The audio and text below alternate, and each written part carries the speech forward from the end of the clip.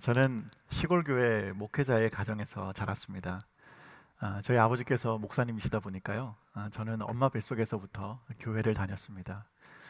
참 열심히 교회를 다녔던 것 같아요. 근데 제가 목사님의 아들로 살아간다는 것이 어린 시절에는 그게 저에게는 참 큰 부담이었습니다. 왜냐하면 사람들이요, 저를 볼 때 함신영이라고 하는 어떤 한 인격으로 저를 보시는 게 아니라 항상 저를 함정호 목사님의 아들로 보시는 거예요. 그러니까 그게 참 제 인생에 늘 부담이고 불편함이었는데, 제가 뭐 조그만한 실수라도 하잖아요. 그러면 사람들이 아유 쟤는 왜 저러냐 이렇게 얘기하면 참 좋겠는데, 그게 아니고 야 쟤는 목사님 아들이 왜 저러냐, 항상 이렇게 저를 대하시는 거예요. 이 당해보지 않으신 분들은 모르실 거예요. 이 얼마나 그게 불편한지 몰라요. 근데 여러분 한번 생각해 보세요. 제가 목사님 아들이라고 해서요, 태어날 때 여러분들처럼 엄마 뱃속에서 나오자마자 그냥 응애 응애 이렇게 울면서 태어난 게 아니고, 저희 어머니 뱃속에서 제가 나오자마자 저희 어머니 두 눈을 지그시 바라보면서 어머니 할렐루야 이렇게 하고 태어났으면 얼마나 좋았겠어요. 근데 저도 그냥 평범한 사람인지라 그냥 똑같이 태어났거든요. 근데 자꾸만 사람들이 그냥 목사님 아들이 왜 저러냐, 그러니까 이게 제 마음이 힘든 거예요. 제가 초등학생 때로 기억을 하는데요, 무슨 일이었는지는 정확하게 제가 생각나진 않은데, 저희 교회를 같이 다니던 친구가 제게 뭔가 좀 기분 나쁜 어떤 행동을 했던 것 같아요. 그 제가 이제 마음이 상하니까요, 저도 이제 어린 마음에 화가 나니까 저도 모르게 야 이 강아지야 이렇게 이제 욕이 나온 거예요. 강아지가 뭔지 잘 모르시는 분들이 있는 것 같은데, 저도 모르게 욕이 툭 튀어나온 거예요. 근데 그걸 또 사랑하는 저희 아버지가 옆에서 그걸 보신 거예요. 그날 저녁에 하나님이 저를 부르시는 줄 알았습니다. 이런 일들을 겪으면서 이제 살다 보니까 제 어린 마음에 목사님 아들은 작은 것도 실수하면 안 되는구나, 늘 그런 마음의 부담과 짐을 안고 살았습니다. 그래서 제가요, 다른 사람들이 볼 때 항상 착하고 믿음 좋은 목사님 아들로 보이기 위해서 정말 애쓰고 노력하며 살았던 그런 기억이 납니다. 누구보다 열심히 교회 다녔고 누구보다 최선을 다해서 충성하고 봉사했어요. 중학생이 되니까요, 그때부터는 저희 아버지가 이제 너도 컸으니까 어른 예배를 드려야 된다, 그래서 중고등부 예배는 뭐 당연한 거고요, 주일 낮 예배, 주일 저녁 예배, 수요 예배, 금요 기도회, 공예배를 한 번도 빠져본 적이 없습니다. 그리고 여기도 이제 아마 뭐 시골 교회나 개척 교회를 섬겨 보신 분들은 그런 경험이 있으실 텐데요, 이제 시골 교회는 사람이 부족하니까요, 저는 중학생이 되자마자 주일 대예배 성가 대원으로 봉사를 했어요. 제가 이렇게 보여도 찬양대 제가 경력이 좀 되는 사람입니다. 그러니까 뭐 얼마나 열심히 했는지 몰라요. 찬양팀 제가 찬양 인도도 했죠. 또 주일학교 뭐 보조 교사로 섬겼죠. 그리고 주일 아침이 되면요, 제 친구들 전도한다고 아침 일찍부터 예배 전에 나가서 애들 전도하고 다녔죠. 그러니까 뭐 주일에는요, 제가 교회에서 살았다고 해도 뭐 과언이 아니다시피 그렇게 늘 생활을 했습니다. 그렇게 이제 주일 하루를 다 보내고요, 그렇게 저녁 예배까지 다 마치고 이제 집에 들어오잖아요. 그러면 하루 종일 하나님 말씀도 많이 들었죠. 또 열심히 찬양하고 또 봉사했잖아요. 그러니까 이게 어린 마음에도 불구하고 제 마음속에 참 하나님 은혜가 너무 감사하다, 하나님 오늘도 제가 참 행복한 하루를 보냈습니다, 하나님 너무너무 감사합니다, 주님 주신 은혜가 너무나 커서 제가 감당할 수가 없습니다. 저도 모르게 제 입술에서 이런 고백들이 막 쏟아져 나왔으면 참 좋았겠는데 전혀 그렇지가 않은 거예요. 주일 저녁에 예배를 마치고 집에만 오면 이상하게 말할 수 없는 어떤 허전함이 있는 거예요. 뭔가 말할 수 없는 허전함이 있고 공허함이 있고, 누구한테도 이걸 터놓을 수 없는 어떤 그런 답답함이 제 마음 가운데 있었어요. 이걸 저희 아버지에게 말씀을 드리면 그냥 그날로 저를 천국으로 보내주실까봐 저희 아버지한테 말씀도 못 드리겠고, 저 혼자 이제 좀 고민하고 씨름했던 그런 저의 학창 시절이 기억이 납니다. 근데 제가 그렇게 열심히 교회를 다니고 또 최선을 다해 섬기고 봉사했지만 마음에 그 말할 수 없는 어떤 답답함과 허전함으로 가득했던 저의 모습인데, 복음의 그 은혜를 깊이 경험한 이후로 저의 신앙과 제 삶이 완전히 달라지게 됐어요. 여러분, 그 어떤 말로도 표현할 수 없는 그 감사와 기쁨이요, 복음이 주는 그 은혜와 감격, 이게 뭐라고 설명할 방법은 없는데, 그 복음의 능력이 제 삶을 그냥 완전히 감싼 어떤 그런 압도적인 은혜요, 그 감격이요, 여기 경험해 보신 분들은 다 아시잖아요. 그 복음이 제 속에서 능력으로 나타나는데 그때부터 모든 게 다 좋은 거예요. 온 세상이 다 아름답고요. 지나가다가 그냥 만나는 사람들이 다 귀하게 보이고 거울 속에 비친 제 자신을 봐도 그렇게 존귀하고 아름다운 모습일 수가 없어요. 세상이 달라진 게 아무것도 없는데 그냥 이 삶에 말할 수 없는 어떤 기쁨과 감사와 감격이 늘 솟아오르는 것을 제가 경험하게 됐습니다. 그러다가 이후에 제가 이제 신학생이 되어서요. 오늘 이 로마서 5장 말씀을 묵상하던 중에 그때 제가 복음을 경험하면서 누리게 되었던 그 감격, 그 기쁨의 근원이 무엇인지를 알게 된 거예요. 오늘 이 말씀 2절 후반부를 보니까 하나님의 영광을 바라고 즐거워하느니라 그랬습니다. 여러분, 진짜 복음을 알고 그 복음이 우리 삶의 능력으로 역사할 때 우리에게 나타나는 가장 큰 변화가 무엇인가 하면 즐거움이래요. 기쁨이래요. 여러분, 오늘 예배 드리러 오셨는데 인상 쓰고 계신 분들 있잖아요. 여러분 신앙을 한번 점검해 보셔야 돼요. 우리 안에 복음이 충만하게 들어오기 시작하면 제일 먼저 우리 삶에 나타나는 변화가 정말 이 말할 수 없는 기쁨과 감격이 우리에게 샘솟게 되더라 하는 것입니다. 복음으로 인한 기쁨, 이 말할 수 없는 감격, 그 은혜를 우리 모두가 깨달아 알고 우리 주님 안에서 그 참 행복을 누리며 살아가는 우리 모두가 될 수 있기를 주님의 이름으로 간절히 축원드립니다. 오늘 말씀을 보니까요, 우리가 믿는 그러면 이 복음의 핵심이 무엇인가? 그것을 참 오늘 이 말씀에서 잘 소개하고 있는데 우리 오늘 본문 1절 말씀인데요. 우리 이 말씀 같이 한번 보겠습니다. 함께 읽습니다. 그러므로 우리가 믿음으로 의롭다 하심을 받았으니 우리 주 예수 그리스도로 말미암아 하나님과 화평을 누리자. 아멘. 이 말씀을 보니까 죄로 인해서 영원히 죽을 수밖에 없었던 존재였던 우리들인데 하나님께서 우리를 의로운 사람이라고 칭해 주셨다. 이렇게 말씀합니다. 여러분, 이것이 복음이잖아요. 그런데 죄인이었던 우리를 의롭다고 하신 그 근거가 무엇인가 봤더니 믿음으로 의롭다 하심을 받았대요. 여러분, 그러면 믿음으로 의롭다 하심을 받았다는 게 무슨 의미일까요? 우리가 이렇게 교회를 오래 다니다 보면 많이 듣는 이야기잖아요. 그리고 우리가 믿음으로 의롭다 하심을 받았다 하는 이야기를 수도 없이 듣다 보니까 우리가 이 내용을 들으면 조금 이게 추상적으로 우리가 생각하기가 쉬운데요. 이 말씀을 조금 더 구체적으로 설명하고 있는 본문이 어딘가 하면 오늘 읽은 5장, 로마서 5장 9절에 나와 있는 우리 로마서 5장 9절 말씀, 이 말씀도 같이 한번 보겠습니다. 함께 읽습니다.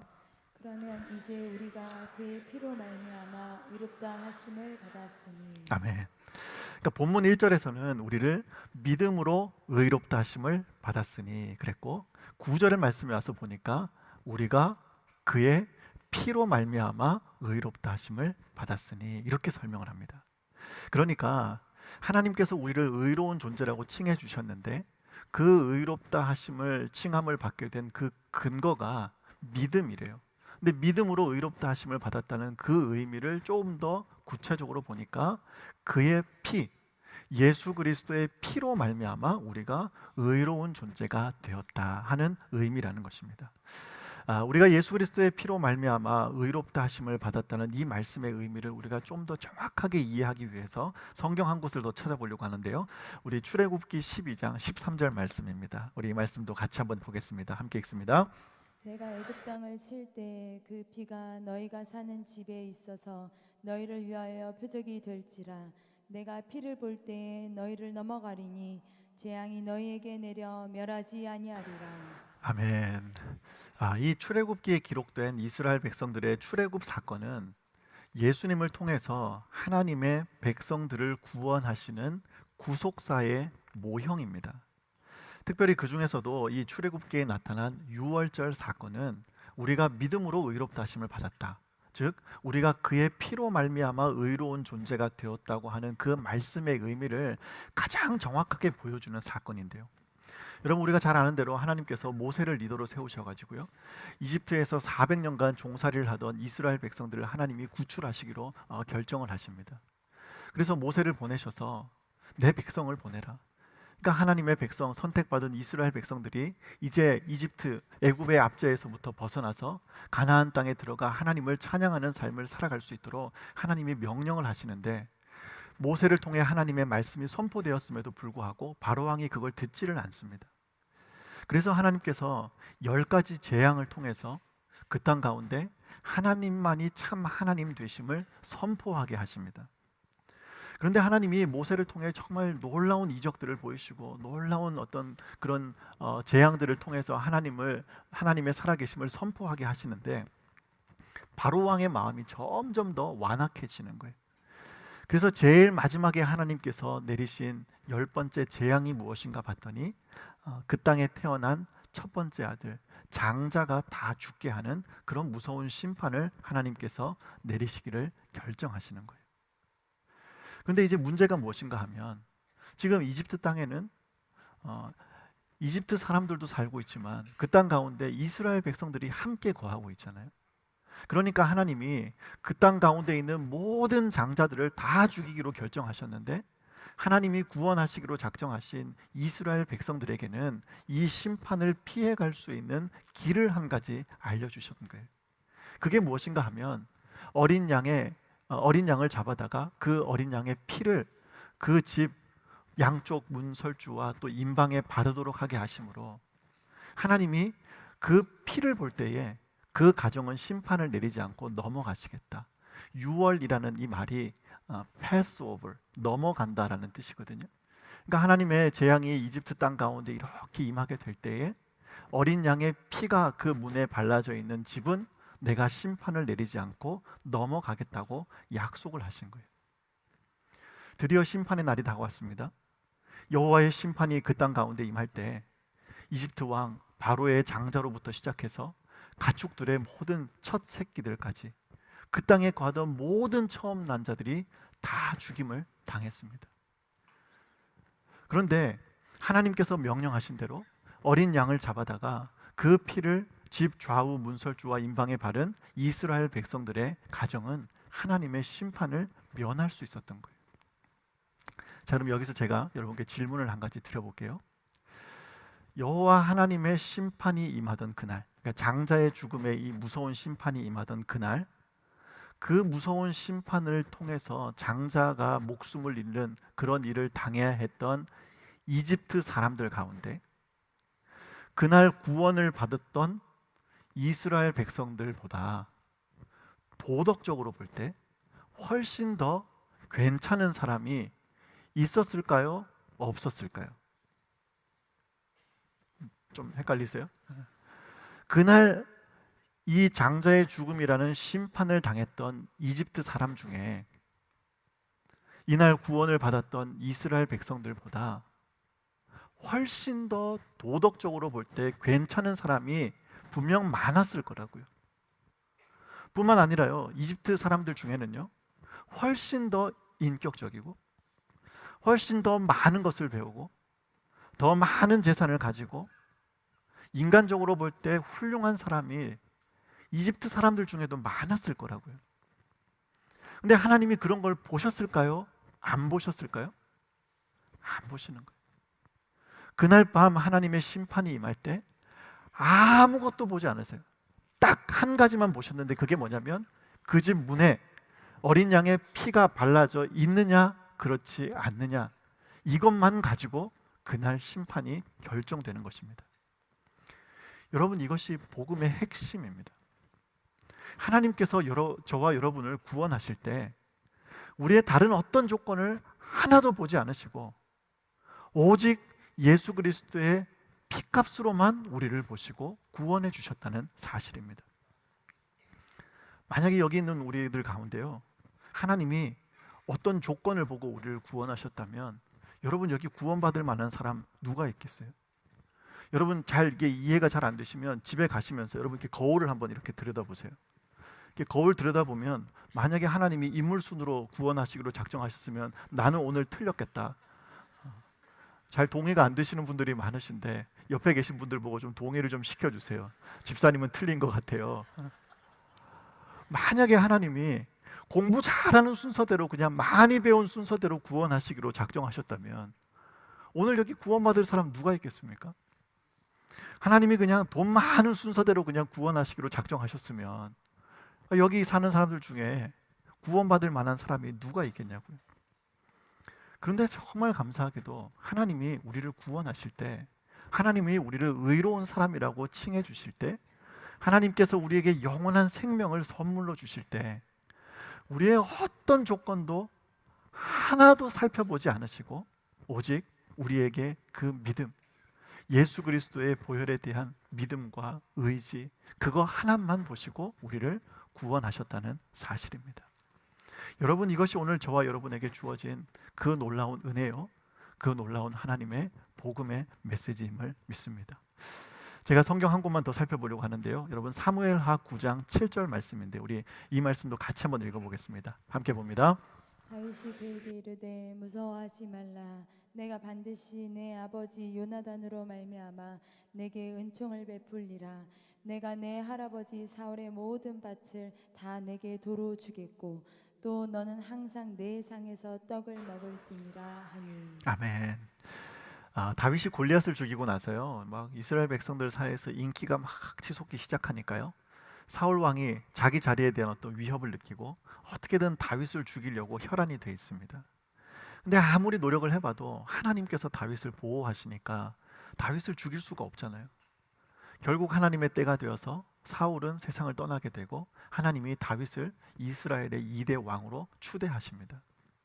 그런데 다윗이 왕이 되고 시간이 좀 지난 이후에 사울이 하루는 그의 신하들을 불러다가 사울 왕의 가족들 가운데, 그들의 후손 가운데 혹시라도 살아남은 사람이 있는지 한번 알아보라, 이렇게 명령을 내려요. 그랬더니 이제 신하들이 이제 사울 왕의 가족 중에 누가 살아남은 사람이 있을까를 찾다 보니까 무비보셋이라고 하는 한 사람을 찾아내게 됩니다. 성경은 이 무비보셋이라는 사람을 소개하면서요, 다리를 저는 사람이다, 이렇게 소개를 하거든요. 우리가 가진 이 개역 개정에는 다리를 저는 자다 이렇게 표현했고요, 이전 과거에 가지고 있던 개역 한글에 보면 절뚝박이 무비보셋이다 이렇게 표현을 하거든요. 굳이 왜 성경은 이 무비보셋이라는 사람을 소개하면서 다리 저는 사람이라 하는 것을 이렇게 강조를 할까? 그걸 생각해 보면 인간적으로 볼 때 그 사람이 태어날 때는 왕의 손자로 태어났는데, 그런데 그 인생이 참 그냥 비참하고 기구한 삶이 되어서 다리를 저는 인생이 되었다 하는 것을 이 성경 기자가 강조하고 싶었던 것 같아요. 그런데 이 무비보셋이라는 사람이 살아있다는 이야기를 듣고 이제 어느 날 다윗이 그를 왕궁으로 초대를 하는 거예요. 그럼 여러분 한번 생각해 보세요. 만약에 여기 계신 여러분들이 무비보셋이라고 한번 생각을 해보세요. 그런데 하루는 다윗 왕이 여러분을 부른다는 소식을 듣게 된 거예요. 그랬을 때 이 무비보셋의 마음 가운데 제일 먼저 들었던 생각이 뭘까요? 이제 내가 꼼짝없이 죽게 됐구나. 그렇잖아요. 사울 왕의 손자로 태어나서 정말 힘든 인생을 살아왔는데 겨우겨우 목숨을 부지하고 지금까지 이렇게 버티면서 걸어왔는데, 이제 다윗 왕이 자기를 부른다고 하니까 이제는 꼼짝없이 다윗 왕 앞에 가면 내가 처형을 당하겠구나, 그런 생각을 하는 거예요. 그 마음을 가지고 이제 이 두렵고 떨리는 마음으로 다윗 왕 앞에 엎드립니다. 그런데 다윗 왕 앞에 나아갔던 이 무비보셋을 향해서 다윗이 주는 메시지가 너무 놀라운 거예요. 방금 우리가 읽었던 그 말씀이요, 너 무서워하지 마. 내가 반드시 너의 아버지 요나단으로 말미암아 너에게 은총을 베풀리라. 내가 내 할아버지 사울의 모든 밭을 다 내게 도로 주겠고 또 너는 항상 내 상에서 떡을 먹을지니라. 그러니까 놀라운 이야기가 이 다윗의 입술에서 선포가 된 거예요. 기막힌 반전의 역사가 지금 일어났다는 것입니다. 무비보셋은 내가 이제 다윗 왕 앞에 가면 죽었구나, 이렇게 이제 내 이제 마지막 인생이 비참하게 끝나는구나, 그런 두려움을 안고 다윗 왕 앞에 엎드리게 됐는데, 오히려 다윗은 너의 할아버지 재산을 내가 다 다시 돌려줄게. 그리고 너 앞으로는 나랑 같이 상에서 먹자. 이제 이게 무슨 말이냐면 왕자 중에 한 사람으로 내가 대우하겠다는 그런 메시지거든요.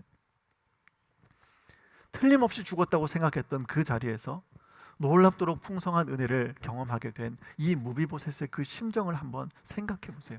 이게 얼마나 감격이 있겠습니까? 근데 다윗이 무비보셋에게 전했던 그 메시지를 보니까 거기에 이 복음의 핵심이 담겨 있어요. 다윗이 무비보셋이라는 사람에게 은혜를 베풀고 그 사람에게 놀라운 사랑을 베풀게 되는데, 그 근거를 보니까 이 사람의 그 인생의 어떠한 조건을 아무것도 보지를 않는 거예요. 그가 다리를 저는 인생이든지 그 사람이 지난날 어떤 기구한 인생을 살아왔든지 그런 아무것도 보지 아니하고 내가 너의 아버지 요나단을 인하여 너에게 은총을 베풀리라, 이렇게 이야기를 하는 거예요. 여러분, 저는 이것이 하나님께서 다윗에게 주신 그 복음의 마음이라고 믿습니다. 하나님께서 우리를 보시는 마음이 이것과 똑같다는 거예요. 우리를 보면, 우리의 모습을 보면 한없이 초라하고 너무나 부끄럽고 하나님 앞에 나갔을 때는 내가 꼼짝없이 죽을 수밖에 없는 죄인이구나, 그런 심정을 우리가 하나님 앞에 나갈 수밖에 없는데, 그런 하나님께서 우리를 보실 때 우리의 연약함, 우리의 죄악됨, 우리의 그런 부끄러운 모습들을 하나도 보지 않으시고 오직 예수 그리스도의 피를 인하여 우리를 의롭다고 불러주시는 거예요. 그 놀라운 하나님의 그 은혜와 사랑이 오늘 우리에게 충만하게 임하고 있음을 믿습니다. 여러분, 다윗에게 이 엄청난 은혜의 소식, 이 놀라운 복된 소식을 들었던 무비보셋이 하는 대답을 보면 이 복음을 경험한 우리의 삶의 자세가 어때야 하는지를 우리가 깨닫게 되는데요. 우리 이어지는 사무엘하 9장 8절 말씀인데요, 우리 이 말씀도 같이 한번 보겠습니다. 함께 읽습니다. 그가 살아야 이르되 이 종이 무엇이기에 왕께서 죽은 개 같은 나를 돌아보시나이까 하니라. 아멘. 이 종이 무엇이기에 왕께서 죽은 개 같은 나를 돌아보시나이까. 여러분, 무비보셋이 이날 다윗 왕을 만나고 나서 집으로 돌아갈 때 그 마음이 어땠을까요? 아마도 기뻐서 춤을 췄을 거예요. 자신에게 임한 그 일이 믿기지 않아서 환호성을 지르고 정말 막 소리를 높이 올렸을 겁니다. 자기도 모르게 그냥 노래가 터져 나왔을 거예요. 아마도 감격의 눈물을 흘렸을 겁니다. 여러분, 저는 이것이 복음을 경험한 자의 삶의 모습이라고 그렇게 믿습니다. 소원하기는 오늘 이 자리에 모인 우리 모두에게 이 은혜가 있기를 원합니다.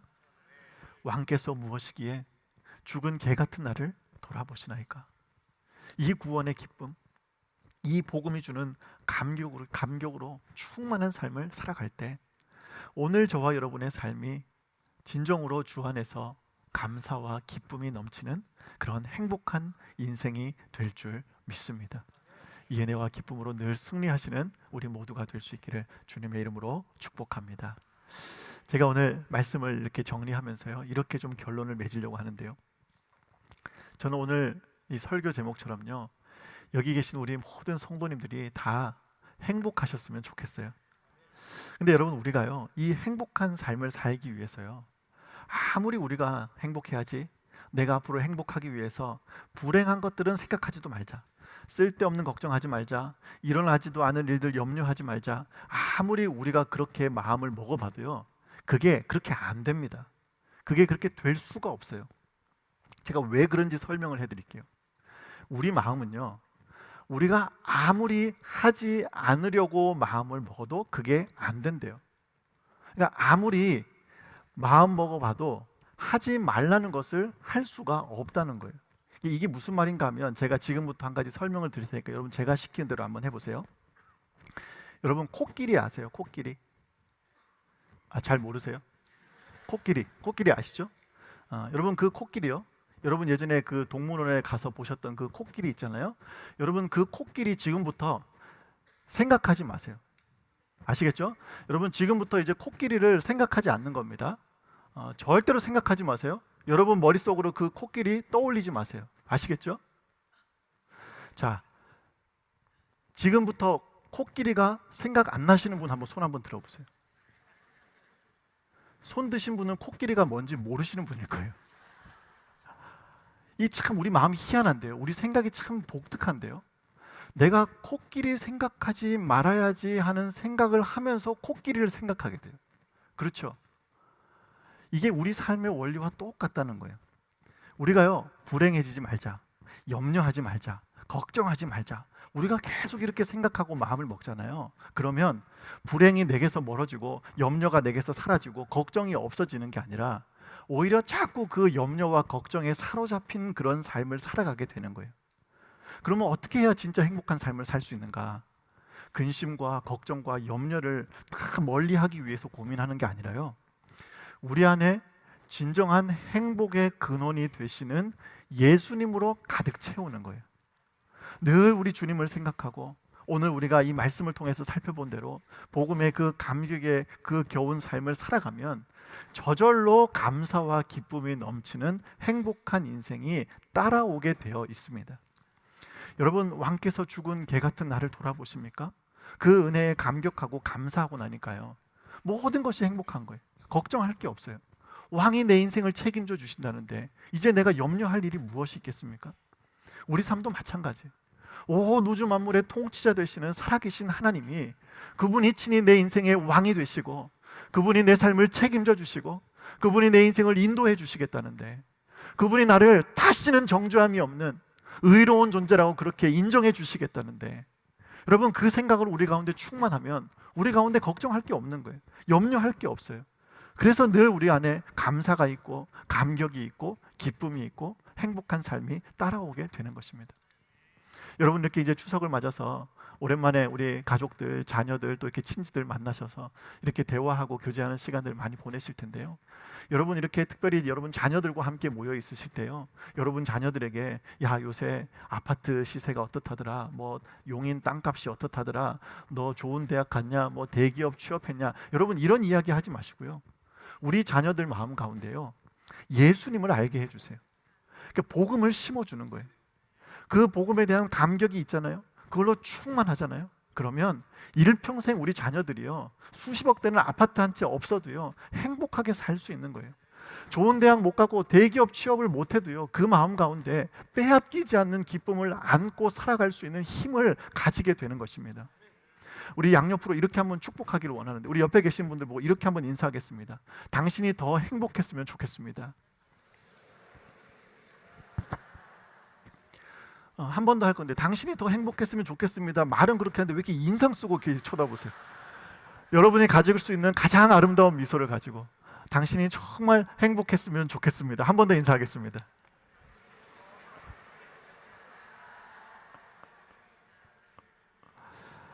당신이 더 행복했으면 좋겠습니다. 그런데 여기 중요한 단서가 있죠. 당신이 복음 안에서, 예수 안에서 더 행복했으면 좋겠습니다. 여기 모인 우리 모두에게 이 복음의 능력과 은혜가 날마다 경험되기를 소원합니다. 그래서 항상 기쁨과 감사가 넘치는 삶, 진정한 행복을 누리며 살아가는 우리 모두가 되어서 날마다 우리 하나님께 감사와 영광을 올려드리는 우리 모두가 될 수 있기를 주님의 이름으로 간절히 축원드립니다. 아멘.